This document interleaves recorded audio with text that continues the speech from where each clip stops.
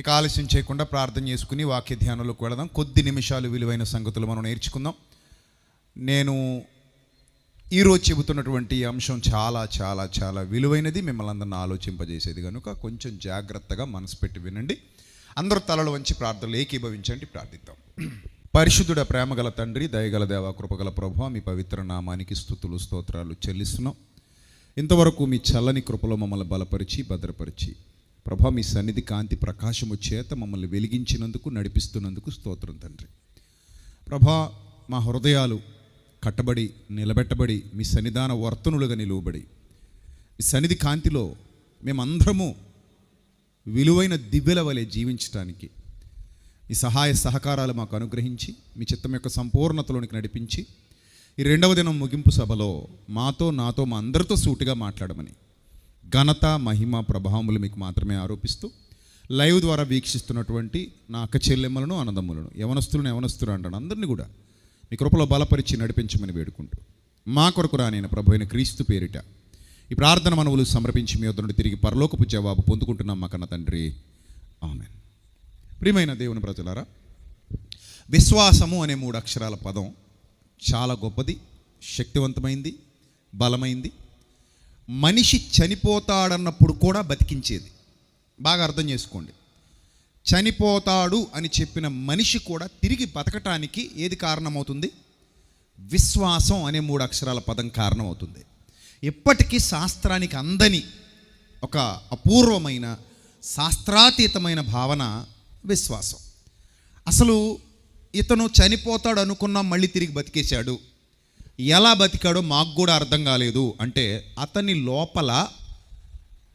లోపల ఈ యూనివర్స్లోని శక్తిని కూడా స్తంభింపజేయగలిగే, లేదా మరణాన్ని కూడా ఆపగలిగే, రోగాన్ని తగ్గించగలిగే, భయాన్ని వెళ్ళగొట్టగలిగే ఒక అపూర్వమైన శక్తి నిలిచి ఉంది.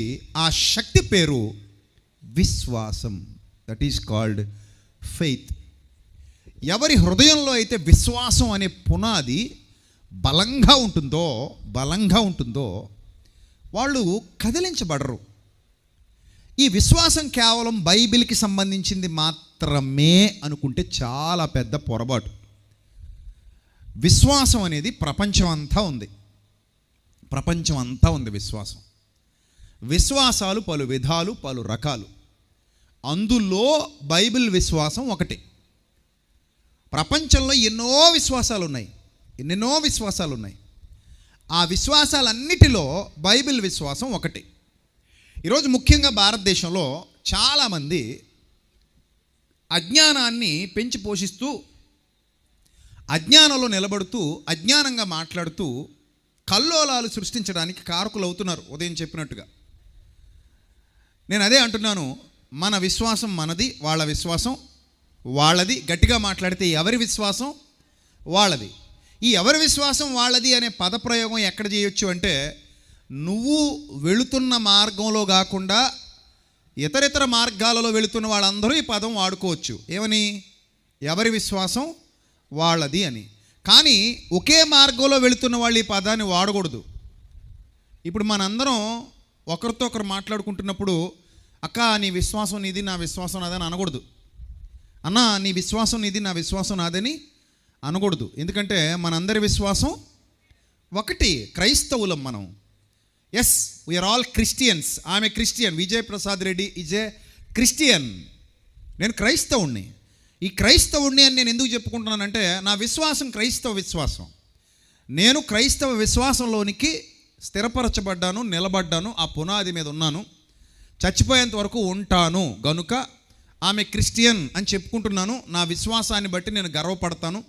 నేను ఈ విశ్వాసంలో ఉన్నందుకు చాలా అతిశయిస్తున్నాను. నేను ఈ విశ్వాసంలో ఉన్నందుకు ఆనందిస్తున్నాను. ఈ విశ్వాసంలోనే ఉండి చచ్చిపోవాలనుకుంటున్నాను.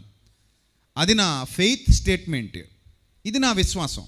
నేను ఇప్పుడు ఎలాగైతే ఇక్కడ ఎంత ధైర్యంగా నా విశ్వాసాన్ని గురించి చెబుతున్నానో, అలాగే ఒక ఇస్లాం సోదరుడు తన విశ్వాసాన్ని గురించి చెబుతాడు. ఏమని చెబుతాడు? నేను అల్లాహ్ యందు భయభక్తులు కలిగి ఉన్నాను, నేను అల్లాహ్ని ఆరాధిస్తున్నాను, ఆయనే నా ఆరాధ్య దైవం, నేను ఆయనకు విధేయుడను, నేను ఆయన్ని ఆరాధించడం ద్వారా నేను ముక్తిని పొందుకుంటాను అనేది ఒక ఇస్లాం సోదరుడి యొక్క విశ్వాసం. ఆయన విశ్వాసంలో పెరుగుతున్నాడు. నా విశ్వాసం నాది, ఆయన విశ్వాసం ఆయనది. ఇక చాలామంది హైందవ సోదరులు ఉంటారు. వాళ్ళు రకరకాల విశ్వాసాలలో ఉన్నారు. ఎందుకంటే హైందవ్యంలో 33 కోట్ల మంది దేవుళ్ళు దేవతలు ఉన్నారు. వాళ్ళ విశ్వాసాలలో అందులో వైష్ణవం ఉంది, శైవం ఉంది. శైవ సంప్రదాయం, వైష్ణవ సంప్రదాయం. వైష్ణవ సంప్రదాయం వేరు, వాళ్ళ పద్ధతులు వేరు, ఆచారాలు వేరు. శైవ సంప్రదాయం వేరు, వాళ్ళ పద్ధతులు వేరు, ఆచారాలు వేరు. సో ఈ వేదాలలో చెప్పబడినట్టుగా లేదా వాళ్ళ ఇతిహాసాలలో, పురాణ గ్రంథాలలో చెప్పబడినట్టుగా వాళ్ళ దేవుళ్లను, దేవతలను విశ్వసిస్తారు, ఆరాధిస్తారు. వాళ్ళు ఏ రీతిగా ముక్తిని పొందాలి అనే ప్రశ్న వారికి వేసినప్పుడు, మీరు మీ పాపాన్ని ఎలా పోగొట్టుకుంటారు అని ఇస్లాం వారిని అడిగితే, అల్లాహ్ను ఆరాధించడం ద్వారా మా పాపాలు అల్లాహ్ తీసివేస్తాడు అనేది వాళ్ళ విశ్వాసం. అలాగే హైందవ సోదరులను అడిగితే, మీరు ఎలా మీ పాపాన్ని పోగొట్టుకుంటారు అని అడిగితే వాళ్ళు చెబుతారు వాళ్ళ విశ్వాసంలో కొంతమంది పవిత్ర గంగానదిలో స్నానం చేయడం ద్వారా పాపం పోతుంది అని నమ్ముతున్నారు. అది వాళ్ళ విశ్వాసం. అలాగే ఏదైనా పుణ్యకార్యాలు చేయడం ద్వారా పాపం పోతుంది, లేదా పుణ్య కార్యక్రమాలు చేయడం ద్వారా పుణ్యకర్మలు ఆచరించడం ద్వారా పాత కర్మల్ని పోగొట్టుకోవచ్చు, పాత కర్మల ఫలితాల నుండి విడుదల పొందొచ్చు. లేకపోతే ఇంకెవరికైనా దానాలు చేయడం ద్వారా పాత కర్మల ఫలితాల నుంచి విడుదల పొందొచ్చు, పాపకర్మల నుంచి అనే విశ్వాసంలో వాళ్ళలో కొందరు, హైందవ సోదరుల్లో కొందరు ఉన్నారు. అది వాళ్ళ యొక్క విశ్వాసం. అలాగే మన భారతదేశంలో ఇంకా ప్రాచీన మతాలు ఉన్నాయి. భారతదేశం కేవలం హిందూ మతానికి సంబంధించింది కాదు. చరిత్ర తెలిసిన వాళ్ళు ఎవరు ఆ మాట చెప్పరు, ఒప్పుకోరు. ఎందుకంటే భారతదేశంలో జైన మతం అని ఒకటి ఉంది. జైన మతం మీరు స్క్రీన్ మీద చూడవచ్చు. వర్ధమాన మహావీరుడు అంటారు ఆయన్ని. వర్ధమాన మహావీరుడు. ఈ వర్ధమాన మహావీరుడు జైన మత స్థాపకుడిగా చెబుతారు. అంటే తీర్థంకరులలో ఆయన కూడా ఒకడు అన్నట్టుగా చెబుతారు. ఇది సింధు లోయ నాగరికతతో సంబంధం కలిగి ఉన్నది అని కూడా చెబుతారు. వీరి యొక్క విశ్వాసంలో సమ్యక్ దర్శనం అంటే సరైన విశ్వాసం లేదా దృక్పథం, సమ్యక్ జ్ఞాన అంటే సరైన జ్ఞానం, సమ్యక్ చరిత్ర సరైన ప్రవర్తన. మరలా మీకు గుర్తు చేస్తున్నాను, సమ్యక్ దర్శన్, సమ్యక్ జ్ఞాన, సమ్యక్ చరిత్ర. ఈ వర్ధమాన మహావీరుడు ఏమని ప్రకటించాడంటే, మనం సరైన దర్శనంలో అంటే సరైన దృక్పథంతో, సరైన జ్ఞానంతో, సరైన ప్రవర్తనతో ఉంటే మనకు ముక్తి లభిస్తుంది అని చెప్పాడు. ఈ జైన మతానికి చెందిన వారందరూ కూడా ఈ తీర్థంకరులను అనుసరిస్తారు. అందులో ముఖ్యంగా వర్ధమాన మహావీరుడు జైన మత స్థాపకుడుగా గౌరవిస్తారు. ఈయన క్రీస్తుకు పూర్వం 8వ శతాబ్దం 5వ శతాబ్దం నాటి వాడు అని నమ్ముతున్న వారు ఉన్నారు. అంటే బుద్ధుడి సమకాలికుడు వర్ధమాన మహావీరుడు అని నమ్ముతున్న వారు ఉన్నారు. ఈరోజు మన భారతదేశంలో జైన మతాన్ని ఆచరిస్తున్నటువంటి జైనులు చాలామంది ఉన్నారు. జైన్ టెంపుల్స్ ఉన్నాయి. మన రాజమండ్రిలో కూడా ఉంది జైన్ మత స్థాపకులు, జైన్ మత విశ్వాసాన్ని అనుసరించేవాళ్ళు మన రాజమండ్రిలో కూడా ఉన్నారు. అర్థమైందా? అలాగే గురునానక్ ఈ గురునానక్ అనే ఆయన సిక్కు మత స్థాపకుడిగా చెప్పుకుంటారు. గురునానక్ ఆయన కూడా మీరు స్క్రీన్ మీద చూడొచ్చు. గురునానక్ గారిని మీరు స్క్రీన్ మీద చూడొచ్చు. ఆయనను గురించి సిక్కు మతానికి చెందినవాడిగా చెప్పుకుంటాడు. కబీర్ మరియు గురునానక్ యొక్క ప్రధాన బోధనలు మనం చూస్తే, వారు కవిత్వాన్ని ప్రచార మాధ్యమంగా స్వీకరించారు. ప్రేమతో, దాతృత్వం ద్వారా మరియు ఒకరికొకరు సహాయం చేసుకోవడం ద్వారా ప్రతి ఒక్కరూ దేవుని కృపను పొందవచ్చని బోధించారు. వారు విగ్రహారాధన మరియు మతపరమైన ఆచారాలను వ్యతిరేకించారు. ఇది గురునానక్ అంటే సిక్కు మతానికి సంబంధించినటువంటి వ్యక్తి. అయిన సిక్కులందరూ ఆయన బోధనలను అనుసరిస్తారు. వీరికి ముఖ్య అంశాలు గురునానక్ ప్రకటించినటువంటి దేవుడెవరు అని మీరు చెక్ చేయగలిగితే, గురునానక్ దేవుడున్నాడు అని చెప్పాడు తప్ప ఆ దేవుడి పేరేంటో చెప్పలేదు. ఆ దేవుడికి పేరు లేదన్నాడు. ఆయన ఏం చెప్పాడంటే, ఏకైక నిరాకార శాశ్వతమైన మరియు సృష్టికర్త అయిన దేవుడు, ఆయన ఏకేశ్వరోపాసన చేశాడు. ఒక్కడే దేవుడు ఉన్నాడు. ఆ దేవుడికి రూపం లేదు, ఆ దేవుడికి ఆకారం లేదు, ఆ దేవుడు ఎలా ఉంటాడో కూడా తెలీదు, ఆయన శక్తిగా ఉన్నాడు అని గురునానక్ చెప్పాడు. ఇందులో ముఖ్య అంశాలు ఏకేశ్వరోపాసన, రెండోది దేవుడు నిరాకారుడు, ఆయనకు రూపం లేదు, ఆకారం లేదు, సర్వవ్యాపి, దేవుడు సృష్టికర్త, ఈ సృష్టికి మూలమైన వాడు, అంతం కూడా ఆయనే. అలాగే మార్గం ఏంటంటే భక్తి, ధ్యానం మరియు నిజాయితీతో కూడిన జీవితం ద్వారా దైవాన్ని చేరుకోవచ్చు అని నొక్కి చెప్పాడు గురునానక్. ఇప్పుడు మనకి అందుబాటులో ఉన్న అన్ని మతాల గురించి మాట్లాడేసుకున్నాం. ఏమేమి మతాల గురించి మాట్లాడుకున్నాం? ఇస్లాం మతం గురించి మాట్లాడుకున్నాం, హిందూ మతం గురించి మాట్లాడుకున్నాం, సిక్కు మతం గురించి మాట్లాడుకున్నాం, జైన మతం గురించి కూడా మాట్లాడుకున్నాం. ఈ 4 మతాలకు చెందిన వారు మన భారతదేశంలో భారతీయులుగా, మన సాటి సహోదరులుగా కలిసి మెలిసి బతుకుతున్నాం. మనకెవరితోనూ ఏ ఇబ్బంది లేదు. ప్రతి విశ్వాసాన్ని మనం గౌరవిస్తున్నాం. గౌరవించటం వేరు, ఆచరించటం వేరు. బాగా అర్థం చేసుకోండి. గౌరవించటం వేరు, ఆచరించటం వేరు. ఇప్పుడు ఈ 4 విశ్వాసాలలో ఏ విశ్వాసం గొప్పది అనే ప్రశ్న మనకి వద్దు. ఏ విశ్వాసం నిజమైనది ఈ ప్రశ్న కూడా వద్దు.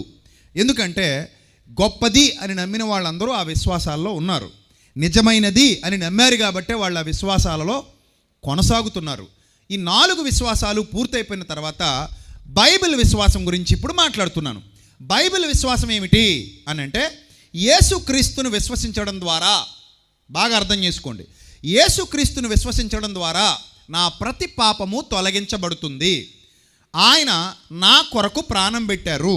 నా పాప విమోచన కొరకు ఆయన ఈ లోకానికి వచ్చి తన పవిత్ర రక్తాన్ని ధారపోసి ఈ లోకం నుంచి పరలోకానికి వెళ్ళారు. ఆయనే మార్గం, ఆయనే సత్యం, ఆయనే జీవం అని ప్రకటించుకున్నారు. నేను ఆయన యందు విశ్వాసం ఉంచాను. ఇది క్రిస్టియానిటీకి ఉన్నటువంటి విశ్వాసం, క్రైస్తవులకు ఉన్నటువంటి విశ్వాసం. ఇప్పుడు ఒక హిందువు క్రైస్తవుని నీ విశ్వాసం ఏంటి అని ప్రశ్నిస్తే, ఒక క్రైస్తవుడు ఒక హిందువుని నీ విశ్వాసం ఏంటి అని ప్రశ్నిస్తే, ఎవరి విశ్వాసాలకు రుజువులు, ఆధారాలు ఇక్కడ ఉండవు. ప్రాక్టికల్గా ఎవ్వడు, మళ్ళా చెప్తున్నా, ఇప్పటివరకు నేను 5 మతాల గురించి మాట్లాడా. అంటే ప్రపంచం అనుకుంటుంది కాబట్టి మతం అనేసి నేను కలిపి మాట్లాడుతున్నాను. 5 మతాల గురించి మాట్లాడా. అందులో ఇస్లాం, హిందూయిజం 3ది, సిక్కిజం 4ది, జైనిజం 5ది, క్రిస్టియానిటీ. ఈ 5 మనకి అవైలబుల్గా ఉన్నవి. మన భారతదేశం వరకే మాట్లాడుతున్నాను నేను. ఇంకా బయటికి వెళ్ళిపోతే ఇంకా చాలా ఇజాలు కనబడతాయి. అవన్నీ వద్దు. మన భారతదేశంలో భారతీయులంగా, అన్నదమ్ములుగా కలిసిమెలిసి బతుకుతున్నాం కాబట్టి 5 గురించి మాట్లాడుకుంటున్నాం. ఈ 5కి విశ్వాసాలు ఉన్నాయి. జైనుల విశ్వాసం విన్నాం, సిక్కుల విశ్వాసం గురించి విన్నాం, వాళ్ళు ఏ విధంగా పాపం పోగొట్టుకోగలరో నమ్ముతున్నారో విన్నాం. హైందవుల విశ్వాసం గురించి విన్నాం, ఇస్లాం సోదరుల విశ్వాసం గురించి విన్నాం, క్రైస్తవ సోదరుల విశ్వాసం గురించి కూడా విన్నాం కదా. ఇవన్నీ విన్న తర్వాత ఏ విశ్వాసాన్ని కూడా ప్రాక్టికల్గా నిరూపించడానికి వీలు పడదు. ప్రస్తుతానికి ప్రాక్టికల్గా నువ్వు క్రైస్తవుడు అయ్యావు కదా, అయ్యానండి. బాప్తిస్మం కూడా తీసుకున్నావా? తీసుకున్నానండి. నీ పాపం పోయిందా? పోయిందండి. చూపించగలవా? నా ప్రశ్న, చూపించగలవా? చూపించలేవు కదా. రైట్, అయిపోయింది. ఇప్పుడు ఇదే ప్రశ్న హిందూ సోదరులను అడుగుదాం. ఏమని? నువ్వు హిందువా? అవును. నీ పాపం ఎలా పోతుంది? పవిత్ర గంగా నదిలో స్నానం చేయడం ద్వారా పోతుంది. చేసావా? చేశాను. పోయిందా పాపం? పోయింది. చూపించలేరు. లేదా దాన ధర్మాలు చేయడం ద్వారా పోతుంది. చేసావా దాన ధర్మాలు? చేశాను. పోయిందా పాపం? పోయింది. చూపించలేరు. అలాగే ఇస్లాం సోదరులను అడిగినా మీ పాపం పోయిందా? అల్లాహ్ మీ పాపాలన్నింటినీ క్షమించాడా? అవును, క్షమించాడు. మీకు ఎలా తెలుసు? రుజువు చూపించగలరా? చూపించలేరు. అది హృదయానికి సంబంధించింది కదా. ఇప్పుడు జైన మతం, జైనుల దగ్గరికి వెళ్ళి మీ పాపం పోయిందా? అవును, పోయింది. వర్ధమాన మహావీరుడు బోధనలను అనుసరించి జీవిస్తున్నాం మేము. ఓకే, ఎలా పోయింది? అది మా హృదయానికి తెలుసు అంటారు. అంతే. ఇప్పుడు సిక్కు మతస్థుల దగ్గరికి వెళ్ళాం. గురునానక్, మీ పాపం ఎలా పోతుంది? ఈ విధంగా జీవించడం ద్వారా పోతుంది. గురునానక్ బోధనలను అనుసరించడం ద్వారా మేము మా పాపం నుంచి విముక్తి పొంది ముక్తిని పొందుకుంటామని మేము నమ్ముతున్నాం. ఏకేశ్వర ఉపాసన చేస్తున్నాం. సరే, మీ పాపం పోయిందని రుజువేది? చూపించగలరా? చూపించలేరు. అంటే ఎవ్వరూ కూడా, ఈవెన్ క్రిస్టియన్స్తో సహా, క్రైస్తవులతో సహా ఎవ్వరూ కూడా మీ విశ్వాసం ప్రాక్టికల్గా నిరూపించండి అంటే ఎవ్వరూ తమ విశ్వాసాల్ని ప్రాక్టికల్గా నిరూపించరు. అలాగే మా దేవుడు గొప్ప ఓకే. ఇప్పుడు ఒక 5 నిలబడి ఎవరి గురించి మాట్లాడుకుంటున్నాం మనం? ఇస్లాం, హిందూయిజం, సిక్కిజం, జైనిజం, క్రిస్టియానిటీ. ఈ 5 వరుసగా నిలబెట్టి మీరు ఎవరెవరినైతే నమ్ముతున్నారో ఆ దేవుళ్ళ పేరు చెప్పండి అంటే, ఇప్పుడు హిందువుల ఆరాధ్య దైవంగా రాముడు, కృష్ణుడు అన్నారు అనుకోండి కాసేపు. ఇంకా చాలామంది ఉన్నారు, ప్రస్తుతానికి వాళ్ళిద్దరినే తీసుకుందాం, పాపులర్ గాడ్స్ కాబట్టి. రాముడు, కృష్ణుడు ఉన్నారా అంటే ఉన్నారు అని ఖచ్చితంగా ఒక హిందూ సోదరుడు చెప్తారు. చూపించు అంటే చూపించలేరు. అంటే రియల్గా చూపించి నాకు, ఏదో రాముడు ఎక్కడున్నాడు, కృష్ణుడు ఎక్కడున్నాడు చూపించి నాకంటే వాళ్ళు చూపించలేరు. అల్లాహ్ ఎక్కడున్నాడు నాకు చూపించంటే ఒక ఇస్లాం సోదరుడు నీకు చూపించలేడు. అలాగే జైన మతం దగ్గరికి వెళ్ళి మాకు వర్ధమాన మహావీరుని పట్టుకురా, లేదా ఆయన చెప్పిన దైవాన్ని చూపించంటే చూపించలేరు. సిక్కు మత స్థాపకుల దగ్గరికి వెళ్ళి మీరు చెప్పిన ఏకేశ్వర ఉపాసన, ఆ ఏకేశ్వరుడు ఎవరు చూపించంటే సిక్కు మతస్థులు కూడా చూపించలేరు. ఇప్పుడు 5వదిగా మీ వంతు, యేసు ప్రభుని చూపెట్టు మాకంటే ఏం చేస్తావు? చూపించగలవా? చూపించలేవు. అంటే విశ్వాసాలు కంటికి కనబడేవి కావు. ఇది అందరూ భారతీయులందరూ గుర్తించాలి ఈ విషయాన్ని. ఈ ప్రసంగం మనసు పెట్టి వింటే ఎవడు మత కల్లోలాల జోలికి వెళ్ళడు. ఈ ప్రసంగం మనసు పెట్టి వింటే ఎవ్వడు మత కల్లోలాల జోలికి వెళ్ళడు. వెళ్ళకూడదన్నదే నా తాపత్రయం. మతాల పేరిట కొట్టుకు చావడం కాదు. మొదట దైవ సంబంధమైన ఆలోచనలతో మనందరం మనుషులం అని గుర్తించాలి. మనుషులం అని గుర్తించిన తర్వాత మనుషులందరూ ఒక్కటే, ఒకే పరమాత్మ సంతానం, ఒకే సూర్యుడి క్రింద బ్రతుకుతున్నారు, ఒకే చంద్రుడి వెన్నెలను అనుభవిస్తున్నారు, ఒకే భూమి మీద జీవిస్తున్నారు, ఒకే భూమి మీద బ్రతుకుతున్నారు, ఒక్కటే గాలి పీల్చుకుంటున్నారు, ఒక్కటిగా ఉన్నారు. ఫస్ట్ ఈ విషయాన్ని అందరూ గుర్తించాలి. ఈ విషయాన్ని గుర్తించిన తర్వాత నీ విశ్వాసంలో నువ్వు కొనసాగుతున్నావు, నా విశ్వాసంలో నేను కొనసాగుతున్నాను. ఎవరి విశ్వాసం వాళ్ళది. నా విశ్వాసమే గొప్పది, నా విశ్వాసమే గొప్పది అని కొట్టుకు చావడానికి మనం ఎక్కడ లేము.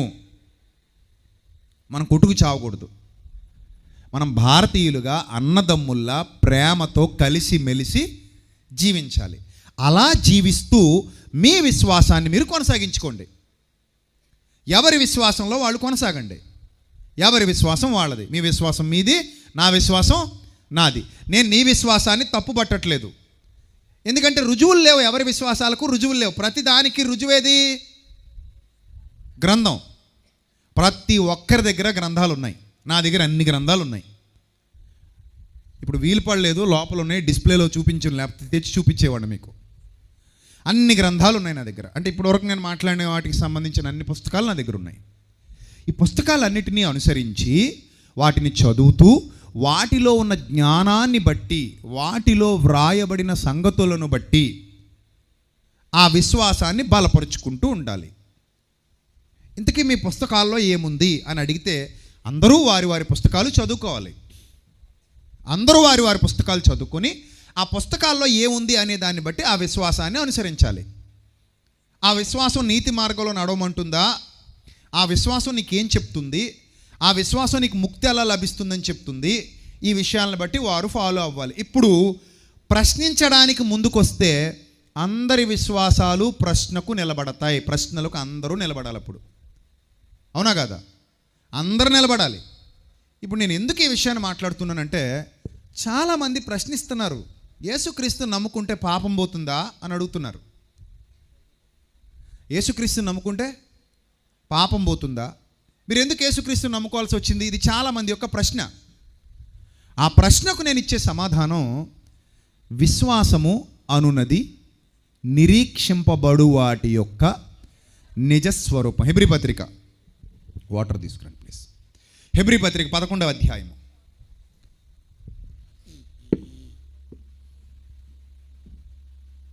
హెబ్రీ పత్రిక 11వ అధ్యాయం మొదటి నుంచి చదువుదాం. ఇప్పుడు నన్ను ఎవరు ప్రశ్నించినా నేను ఒకటే చెప్తాను. నన్ను ఎవరు ప్రశ్నించినా నేను నిన్ను ప్రశ్నించట్లేదు. నేను నిన్ను ప్రశ్నించట్లేదు.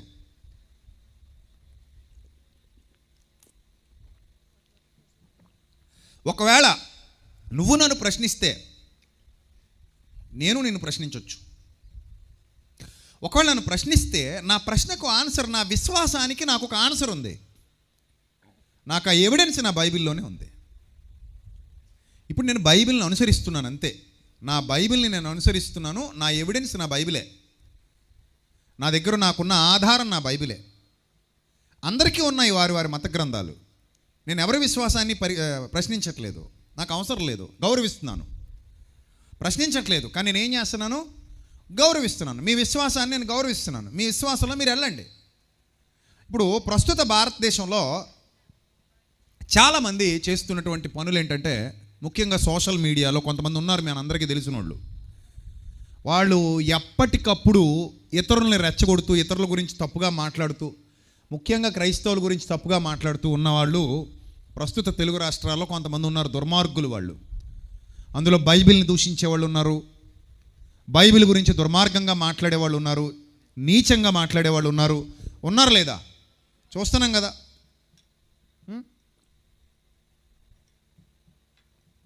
వాళ్ళు ఇదే పని, ఇంకా సోషల్ మీడియాలో వాళ్ళకి ఇంకో పని పాట లేదు. నేను ఎక్కడ బాధపడతానంటే, కుక్క మురిగింది అంటే బాధ ఉండదు, ఆ కుక్కను సపోర్ట్ చేస్తున్నారు చూడండి, వాళ్ళని చూస్తే బాధేస్తుంది. అరే వాడు మురుగుతున్నాడు, తప్పు కదా అని ఖండించేవాడు లేడు.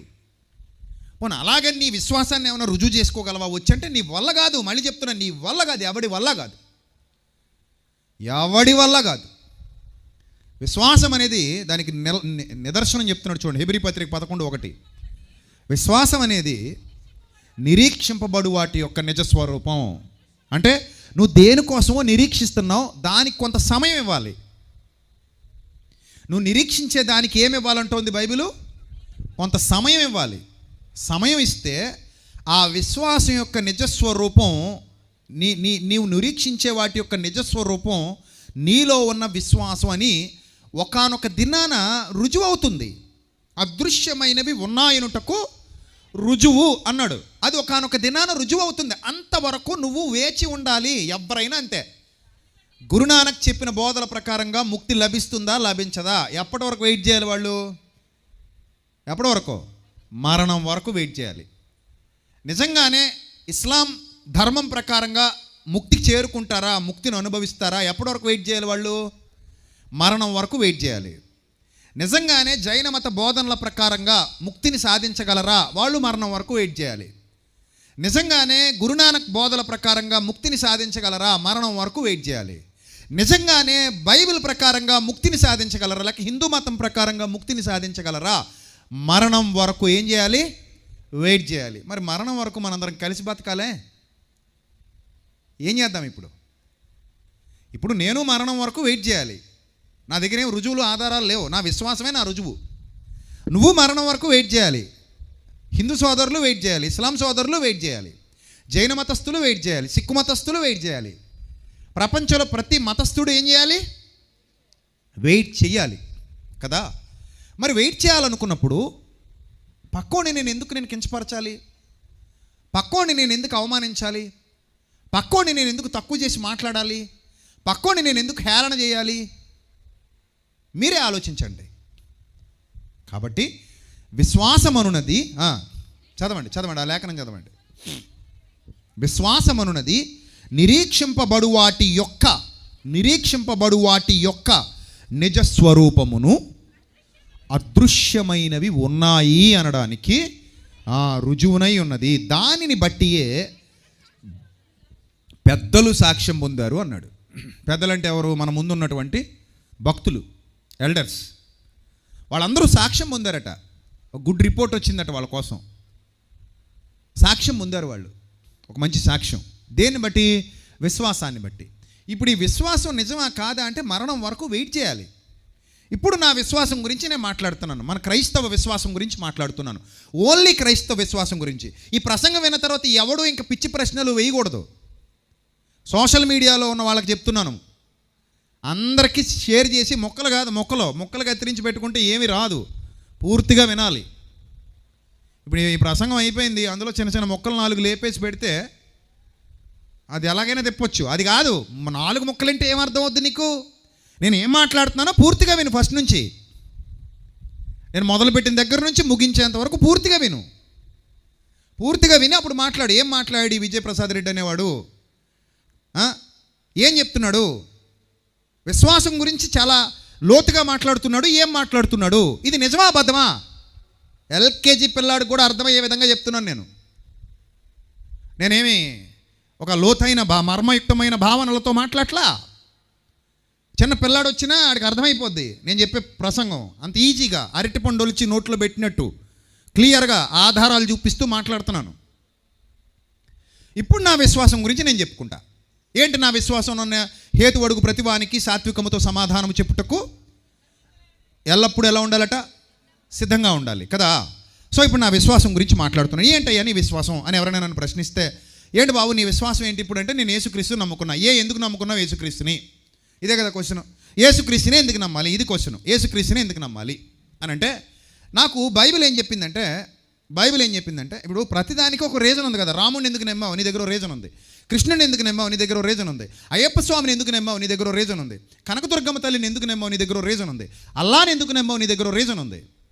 గురునానక్ బోధల ప్రకారంగా ఆ ఒక్కడైన నిరాకారుడైన దేవుడిని ఎందుకు నమ్మావు? నీ దగ్గర రీజన్ ఉంది. జైన మతం వర్ధమాన మహావీరుడి బోధనల ప్రకారంగా నువ్వు ఎందుకు నమ్మావు? ఒక రీజన్ ఉంది కదా. అలాగే మహమ్మద్ ప్రవక్త గారి బోధనల ప్రకారంగా అల్లాహ్ని ఎందుకు నమ్మావు? ఒక రీజన్ ఉంది. ఖురాన్ ఉంది. ఇన్ ద సేమ్ సెన్స్ నువ్వు యేసుక్రీస్తుని ఎందుకు నమ్మావు? నాకు కూడా ఓ రీజన్ ఉంది. ఇన్ని రీజన్స్ని నేను గౌరవించినప్పుడు నా రీజన్ నువ్వు కూడా గౌరవించాలి కదా. ఇది వ్యాలిడ్ పాయింటా కాదా?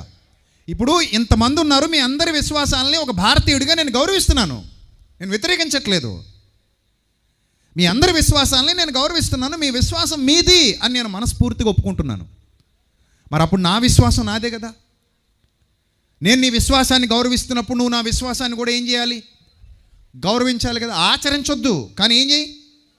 గౌరవించు. ఆచరణ వేరు, గౌరవించడం వేరు. ఆచరించడం వేరు, గౌరవించడం వేరు కదా. ఏమండి అని పిలిచాం. ఒక స్త్రీ వచ్చి ఒక వ్యక్తిని ఏమండి బాగున్నారా అంది. బాగున్నానండి అన్నారు. మరలా ఇంకొక ఆయన ఇంట్లో కూడా పిలుస్తుంది, ఏమండి అన్నం పెట్టమంటారా అని. ఏమండి ఏమండి ఒకటి కాదు. ఏమండి ఏమండి ఒకటి సేమండి అయిపోద్ది. ఏమండి వేరు, ఈ ఏమండి వేరు. ఒకటి గౌరవం, ఒకటి ఆచరణ. గౌరవం వేరు, ఆచరణ వేరు. అర్థమైందా? నేను అందరినీ గౌరవిస్తా. నాకు బడి ఎవడని ఏడ్చినా ఐ డోంట్ కేర్ ఎనీబడి. ఎందుకంటే ఆ విశ్వాసాన్ని గౌరవించాలంటే మనం భారతీయులు. మనం భారతీయులు. అందుకే నేను ఎప్పుడు చెప్తా, ఆ ఊరికి ఈ ఊరు ఎంత దూరమో ఈ ఊరికి ఆ ఊరు కూడా అంతే దూరం. ఏ విశ్వాసమైనా ఇక్కడే ఉంటుంది. నేను రోడ్డు మీదకి వచ్చి నిలబడిపోతే నా ముఖం చూసి నా మతం ఏంటో ఎవడో చెప్పలేడు. వేషధారణ చూడాలి. ఆ వేషధారణలో కూడా అది నిజమో అబద్ధమో తెలీదు. అంతే కదా. పైన బట్టలు వేసుకున్నంత మాత్రాన వాడు సిన్సియర్ అనడానికి లేదు. బట్టలు మాత్రమే కనబడతాయి, కానీ లోపల హృదయం ఎవరికి తెలీదు. చివరిదాకా వెయిట్ చేయాలి. వెయిట్ చేసే తప్ప ఏది నిజ నిర్ధారణకు రాదు. సరే, ఇప్పుడు యేసుక్రీస్తుని ఎందుకు నమ్ముకున్నావు అనే ప్రశ్న మన ముందుకు వస్తే ఒకటే మాట. వాళ్ళు ఏ రీజన్స్ అయితే వాళ్ళ విశ్వాసాలకు సంబంధించి చెప్పుకుంటారో, అలాగే మనం కూడా మన విశ్వాసానికి సంబంధించి ఒక రీజన్ ఉంది. ఆ రీజన్ చెప్తున్నాను, జాగ్రత్తగా వినండి. ఆ రీజన్ ఏంటంటే, యేసుక్రీస్తును నమ్ముకోవడం అంటే జస్ట్ నేను కట్టాల్సిన బాకీ నేను కట్టలేకపోతున్నప్పుడు, నేను కట్టలేను అని చేతులు ఎత్తేసినప్పుడు, నా వల్ల ఇక కాదు అని చేతులు ఎత్తేసినప్పుడు శిక్షింపబడాలి. ఇంకా నేను కోర్టు నాకు శిక్ష విధిస్తుంది, ఎందుకంటే నేను బాకీ చెల్లించలేను, నా వల్ల కావట్లేదు, అది చాలా భారం. ఆ భారం మోయగలిగే సామర్థ్యం నా దగ్గర లేదు. ఎలా నా పాప భారం తొలగిపోతుంది అనే ప్రశ్న నన్ను తొలిచేస్తుంది, నన్ను వెంటాడుతుంది, నన్ను ఇబ్బంది పెడుతుంది. నా పాప భారం ఎలా తొలగించుకోవాలి నాకు అర్థం కావట్లా. ఆ ప్రశ్న నన్ను ఇబ్బంది పెడుతున్నప్పుడు, అది నన్ను తొలిచేస్తున్నప్పుడు, నేను యేసు ప్రభుని నమ్మటానికి నాకు ఒక ఆధారం దొరికింది. ఏంటి యేసు ప్రభుని నమ్మడానికి నాకు దొరికిన ఆధారం అంటే, యేసుక్రీస్తు ఈ లోకానికి వచ్చాడు. చరిత్ర అన్నీ చరిత్రే, ఏదైనా చరిత్రే. రాముడి చరిత్ర, కృష్ణుడి చరిత్ర, గురునానక్ చరిత్ర, వర్ధమాన మహావీరుడి చరిత్ర, మహమ్మద్ ప్రవక్త చరిత్ర, ఇవన్నీ చరిత్రలే కదా. ఇవన్నీ చరిత్ర పుస్తకాలు. సరే, అందులో వాస్తవాలు ఉండొచ్చు, అవాస్తవాలు ఉండొచ్చు, ఏమైనా ఉండొచ్చు, మొత్తం మీద పుస్తకాలు అయితే ఉన్నాయి. కల్పితాలు కూడా ఉండొచ్చు, మనకు సంబంధం లేదు, మనకు తెలీదు. పుస్తకాలు అయితే ఉన్నాయి, అన్ని పుస్తకాలు ఉన్నాయి. ఈ పుస్తకాలు అన్నీ చదువుతున్నారు, అందరూ చదువుతున్నారు. ఇప్పుడు ఈ పుస్తకాలు చదివి ఒక విశ్వాసానికి అలవాటుపడ్డాం మనం. ఏమ రైట్ ఆర్ రాంగ్? విశ్వాసానికి అలవాటుపడ్డాం. ఏం చూసి వచ్చావా మేము అంటే, ఎవరు ఏం చూసి రాలేదు, నాకేం కనబడలేదు. ఏం కనబడింది? బైబిల్ గ్రంథం చదివాను అంతే, నేను చరిత్ర చదివాను. వెనక్కి వెళ్ళి ఏమైనా చూసి వచ్చావంటే, నేనేం చూశాను? నేను పుట్టింది మొన్నే కదా, ఈ తరాల్లోనే కదా, అంతకు ముందు తరాలు నాకేం తెలుసు? నాకు తెలీదు. ఎవరైనా దేని మీద ఆధారపడాలి చెప్పండి? ఇప్పుడు ఇంకా దేని మీద ఆధారపడాలి? గ్రంథాల మీదే ఆధారపడాలి. అంతే, గ్రంథాలు తప్ప వేరే దారి లేదు మనకి ఎవరికైనా సరే. ఇప్పుడు యేసుక్రీస్తునే ఎందుకు అని అంటే, క్రీస్తు నా పెనాల్టీ ఆయన కట్టేశాడు, నా బాకీ ఆయన చెల్లించాడు. ఎలా? నా బాకీ ఎలా అంటే, నేను పాపాన్ని జయించగలిగే సామర్థ్యం కలిగి లేను. పాపాన్ని చేయగలిగాను కానీ ఆ పాపాన్ని జయించలేను, కడుక్కోలేను, తీసివేసుకోలేను. ఎలా పోతుంది పాపం అనే విశ్వాసం నాకు వచ్చినప్పుడు, నా విశ్వాసం ఏమని చెప్పిందంటే, బైబిల్ విశ్వాసం, క్రీస్తు నీ కొరకు పరలోకం నుంచి ఈ లోకానికి వచ్చి ఆయన ఈ భూమి మీద 33.5 సంవత్సరాల పాటు నీలాగే బతికి, నీలాగే, హెబ్రీ పత్రిక 7వ అధ్యాయము,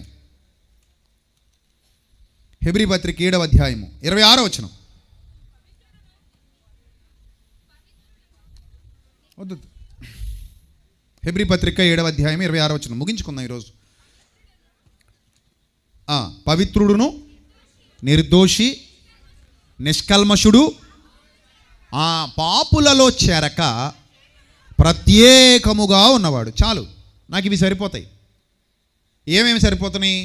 పవిత్రుడట, నిర్దోషి, నిష్కల్మషుడు, పాపులలో చేరక ప్రత్యేకముగా ఉన్నవాడు, ఆకాశ మండలము కంటే మిక్కిలి హెచ్చైన వాడునైన ఇట్టి ప్రధాన యాజకుడు మనకు సరిపోయినవాడు అని పౌలు భక్తుడు చెప్పాడు. ఈ ప్రధాన యాజకుడు నాకు సరిపోతాడు. ఎలా సరిపోతాడు ఈ ప్రధాన యాజకుడు? నేను దేనికోసం వెతుకుతున్నాను? పాప విముక్తి కోసం వెతుకుతున్నాను. పాప విముక్తి కోసం వెతుకుతున్న నాకు, అరే నాయనా, నీ బాకీ నేను కట్టేశా ప్రభా, నా బాకీ నువ్వు కట్టేశావా? కట్టేశా. నేను ఏమైనా ఇవ్వాలా ప్రభా? ఏం ఒక్కర్లా. మరి ఏం చేయమంటావు ప్రభా? విశ్వాసం ఉంచు నా యందు. వినుట వలన విశ్వాసం. వినుట దేని గురించిన మాట? నా కోసం ప్రాణం పెట్టిన ఆయన గురించి మాట, క్రీస్తుని గురించిన మాట. ఆయన గురించి మాట విని నేనేం చేశా? విశ్వసించా. అయిపోయిందంతే. ఇక్కడ అంత సింపులా? మరి అంతే అంతే. ఇంకేమన్నా డబ్బులు ఏమైనా ఇవ్వాలా? ఏం ఒక్కర్లే. ఆస్తులు ఏమైనా రాసి ఇవ్వాలా? ఏం రాసి ఒక్కర్లా. ఎక్కడికైనా వెళ్ళాలా? ఎక్కడికి వెళ్ళక్కర్లా. పోనీ ఇంకేంటి, ఇంకేమైనా చేయాలా? ప్రాక్టీస్లు ఏమైనా చేయాలా? ఏం చేయక్కర్లా. మరి ఏంటయ్యా కథ? ఏమి లేదు, నమ్ము అంతే. ఏమి నమ్మాలి? యేసుక్రీస్తు పవిత్రుడు, నిర్దోషి, నిష్కల్మషుడు, పాపులలో చేరక ప్రత్యేకముగా ఉన్నవాడు, ఆకాశ మండలము కంటే మిక్కిలి హెచ్చైన వాడైన ఇట్టి ప్రధాన యాజకుడు నాకు ఏమైనవాడు? సరిపోయినవాడు. ఇది నమ్ము. అయిపోయింది. నమ్మితే పోద్దా పాపం? నా విశ్వాసం అదబ్బా, అంతే. మరి నా విశ్వాసం, అందుకే అంటున్నాను కదా, నీ విశ్వాసం నీది, నా విశ్వాసం నాది. ఇప్పుడు నీ విశ్వాసాన్ని కూడా ఇలాగే అంటే నువ్వేమంటావు? బాధపడతావు? బాధపడతావు. ఏంటి అలా చేస్తే పోద్దా అన్నావు అనుకో, నీకు బాధ వేస్తుంది. మరి నన్ను అంటే నాకు బాధ ఇది. కాబట్టి నా విశ్వాసం ఇంతే. యేసుప్రభుని నమ్మితే చాలంటే పాపం పోద్దంట. అసలు యేసుప్రభు అంత పవర్ఫుల్? అవును, పవిత్రుడు, పరిశుద్ధుడు, నిర్దోషి, నిష్కల్మషుడు, పాపుల్లో చేరక ప్రత్యేకంగా ఉన్నవాడు. కాబట్టి ఆయన ఏం చేశాడంటే ధర్మశాస్త్రం బలహీనత గల మనుష్యులను యాజకులుగా నియమించును కానీ, ధర్మశాస్త్రానికి తర్వాత వచ్చిన ప్రమాణపూర్వకమైన వాక్యం నిరంతరం సంపూర్ణ సిద్ధి పొందిన కుమారుని నియమించను గనుక, ఈయన ప్రధాన యాజకుల వలె మొదట తన సొంత పాపాల కొరకు, తర్వాత ప్రజల పాపాల కొరకు దినదినము బలులు అర్పించవలసిన అవసరం గలవాడు కాడు. తన్ను తాను అర్పించుకున్నప్పుడు ఒక్కసారే ఈ పని చేసి ముగించేశాడు. ఏం ధారపోశాడు యేసు ప్రభువు? పవిత్ర రక్తాన్ని ధారపోశాడు. అంటే అర్థం ఏంటి? ఆయన ఎన్నడూ పాపము చేయని వాడుగా ఉండి తన పవిత్ర రక్తాన్ని కలువరి శిలువలో ధారపోశాడు. సో నేను ఆయన యందు విశ్వాసం ఉంచి రక్షణ పొందుకున్నాను. ఇది దేనికి సంబంధించింది చెప్పండి? విశ్వాసం దేనికి సంబంధించింది? విశ్వాసం దేనికి సంబంధించింది? మనసుకు సంబంధించింది, హృదయానికి సంబంధించింది. అలాంటి హృదయానికి సంబంధించిన, మనసుకు సంబంధించిన విశ్వాసం నాది, నీది, మనందరిది. ఇలాగే అందరి విశ్వాసాలు దేనికి సంబంధించినవి? మనసుకు సంబంధించినవి, హృదయానికి సంబంధించినవి. వాటికి ఏమి ఉండవు? రుజువులు, ఆధారాలు ఉండవు. ఎందుకంటే విశ్వాసం అనున్నది నిరీక్షింపబడు వాటి యొక్క నిజస్వరూపము, అదృశ్యమైనవి ఉన్నాయి అనుటకు మన దగ్గర ఉన్న రుజువు. రుజువు అంతే. ఏంది నీ దగ్గర ఉన్న రుజువు అంటే ఇదే, ఇంకేమీ లేదు, ఇంకేమీ లేదు. ఇప్పుడు మీ అందరి మెడల్లో తాలిబొట్లు ఉన్నాయి, అన్నీ ఒకేలాగా ఉన్నాయా? లేవు. ఇంచుమించు ఒకేలాగా ఉంటాయి. ఎందుకుండవు? ఇంచుమించు అందరి మెడల్లో తాలిబొట్లు ఒకేలా ఉంటాయి. ఇప్పుడు ఈ తాలిబొట్టు చూపించి ఈయనే మా ఆయన అంటావు. ఏంటి ఈయనే మీ ఆయనని చూపిస్తే నమ్మేతామా? రుజువేటంటే ఇప్పుడు రుజువేటంటే ఇదేటండి, ఈయనేనండి మా ఆయన. రుజువేటమ్మా ఇప్పుడు ఇదిగోండి, దీని మీద ఆయన ఫోటో ఉందా అంటే అలాగ అనకూడదు, తప్పు. మా ఇంటికి వెళ్ళి పెళ్లి ఫోటో తెస్తానంటే ఒక లేకపోతే ఏంటి పరిస్థితి? ఈయనే మా ఆయన నువ్వు ఎట్ట చెప్పగలిగావు? ఇక్కడ ఉన్నాడండి. ఎక్కడున్నాడు? ఇక్కడ ఉన్నాడు. అలాగే ఎవరి విశ్వాసంలో వాళ్ళు వాళ్ళ వాళ్ళ విశ్వాసాలను అనుసరించి వాళ్ళ సిద్ధాంతాల ప్రకారంగా దేవుళ్ళను దేవతల్ని ఆరాధించుకుంటున్నారు. అందరికీ వాళ్ళ గ్రంథాలే విశ్వాసాలని క్రియేట్ చేస్తున్నాయి. ఇంతకీ వాళ్ళ గ్రంథ పరిశోధనలో, వాళ్ళ గ్రంథ పరిశీలనలో వాళ్ళకి ఏది అనిపించిందో అది ఫాలో అవుతారు. నాకు అనిపించింది నాకు కరెక్ట్గా అనిపించిందా లేదా, నేను చదివింది నాకు కరెక్ట్గా అర్థమైందా లేదా, నేను దీన్ని గ్రహించగలిగానా లేదా, ఇది ఇంపార్టెంట్.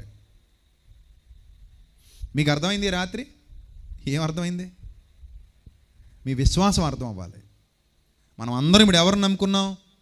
యేసు ప్రభుని. నమ్ముకుంటే ఏం పోయిందని నమ్ముతున్నాం? పాపం పోయింది. మన పాపాలు తొలగించడానికి ఆయన సమర్థుడా? ఎలా సమర్థుడు? అంతే, క్లియర్. ఇది నా విశ్వాసం, నేను ప్రకటించేసుకున్నా. ఇప్పుడు ఇందులో నేను ఫాలో అవుతా, ఎదుగుతా, పెరుగుతా, పెద్దోడిని అవుతా. ఎప్పటి వరకు వెయిట్ చేస్తా? మరణం వరకు వెయిట్ చేస్తా. అప్పుడు నేను భవిష్యత్తును చూస్తా. అప్పుడు ఫైనల్ ఇంకది. అంతవరకు నువ్వు నేను హ్యాపీగా భారతీయులుగా ఏం చేద్దాం? కలిసిమెలిసి బతుకుతాం. నీ దారి నీది, నా దారి నాది, కొట్టుకు చావద్దు. ఏమంటారు? నేను చెప్పింది రైటా రాంగా? లేదు గట్టి కొట్టేసుకుంటే రుజువు ఏమైనా అవుతుందా? గట్టి కొట్టేసుకుని దెబ్బలాడేసుకుని గొడవలు వేడేసుకుంటే రుజువేనా అవుతుందా? ఏమవుతుంది? ఏమవుతుంది? అందుకని గ్రంథాలు చక్కగా చదువుకొని ఎవరి ప్రార్థన వాళ్ళు చేసుకుంటూ, ఎవరి విశ్వాసాన్ని వాళ్ళు గౌరవించుకుంటూ, ఎవరి భక్తి జీవితాన్ని వారు ముందు కొనసాగించుకుంటూ మరణం వరకు నమ్మకముగా ఉండుము, నేను నీకు జీవ కిరీటం ఇచ్చేదను. దేవుడటి ధన్యత మీకు మీ కుటుంబాలకు సమృద్ధిగా అనుగ్రహించును గాక. రేపు ఉదయం మరిన్ని విలువైన సంగతులు మనం నేర్చుకుందాం. ఇలా సమయం వృధా కాకుండా రేపు పొద్దు నుంచి టైంకి అన్నీ కరెక్ట్గా షెడ్యూల్ ప్లాన్ చేసుకుందాం. చక్కగా దేవుని జ్ఞానంలో ఎదుగుదాం. రేపు ప్రభు చిత్తమైతే మరికొన్ని పాటల విడుదల ఉంటుంది. కాబట్టి మీరందరూ ప్రార్థించండి, ఎదురు చూడండి, ప్రార్థనాపూర్వకంగా సిద్ధపడండి. ప్రభు అట్టి ధన్యత మీ అందరికీ అనుగ్రహించునుగాక. ఆమెన్. తల్ల వంచండి, ప్రార్థన చేసుకుందాం. మహాపరిశుద్ధుడైన మా కన్న తండ్రి, మహోన్నతుడ, దయగల దేవ, ఇంత గొప్ప సందేశాన్ని మా అందరికీ అనుగ్రహించినందుకు స్తోత్రం తండ్రి. ప్రభా, మీ పిల్లల్ని బలపరచండి, మీ కృపలో భద్రపరచండి, జ్ఞానం వివేకం అనుగ్రహించండి. మేమందరము భారతీయులుగా అన్నదమ్ముల వలె కలిసిమెలిసి జీవిస్తూ ఎవరి విశ్వాసంలో వారు కొనసాగుతూ తండ్రి నిజమైన మార్గాన్ని గురించి ఎవరికి వారు అన్వేషణ చేసుకుంటూ వారి యొక్క పరిశోధనల్లో తేలినటువంటి నిజాలను బట్టి వారి యొక్క మార్గాలను అనుసరించి ప్రభా మీ చిత్తాన్ని కనుగొనడానికి సహాయం అనుగ్రహించమని వేడుకుంటూ యేసుక్రీస్తు నామములో ఈ ప్రార్థన మనవులు సమర్పించి మీ వద్ద నుండి తిరిగి పరలోకపు జవాబు పొందుకుంటున్నాం మా కన్న తండ్రి. ఆమెన్. అందరికీ వందనాలు. May Lord bless you all. Love you all.